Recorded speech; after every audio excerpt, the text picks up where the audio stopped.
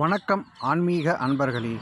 இப்பொழுது நாம் பார்த்து கொண்டிருப்பது திருவண்ணாமலை கிரிவலப்பாதையில் குபேரலிங்கத்திற்கு அடுத்தபடியாக வரக்கூடிய இடுக்குப்பிள்ளையார் ஆலயம்.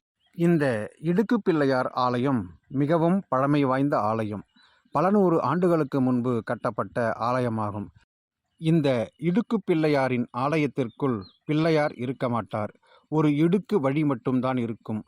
அந்த இடுக்கின் வழியாக உள்ளே நுழைந்து வெளியே வந்தால் தன்னுடைய உடம்பில் உள்ள அனைத்து வியாதிகளும் தீர்ந்துவிடும் என்பது ஆன்மீக அன்பர்களின் நம்பிக்கை.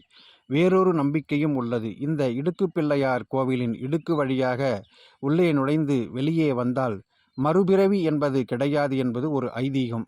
இந்த இடுக்குப்பிள்ளையார் ஆலயத்திற்குள் நுழைந்து வந்து வெளியே வந்த பிறகுதான் அங்கு இடுக்குப்பிள்ளையார் வீற்றிருக்கின்றார். இந்த இடுக்கின் வழியாக வந்து அந்த இடுக்குப்பிள்ளையாரை மனமுருகி நாம் வணங்கி வந்தால் நம்மை பிடித்த நோய்பிணிகள் அனைத்தும் விலகிவிடும் என்பதும் நமக்கு மறுபிறவி கிடைக்காது என்பதும் ஆன்மீக அன்பர்களின் நம்பிக்கையாக இருக்கிறது. நீங்கள் திருவண்ணாமலைக்கு சென்றால் ஒருமுறை இந்த இடுக்குப்பிள்ளையார் ஆலயத்தின் இடுக்கின் வழியாக வெளியே வந்து இடுக்குப்பிள்ளையாரை தரிசித்துவிட்டு வாருங்கள். ஆன்மீக அன்பர்களுக்கு வணக்கம். நன்றி.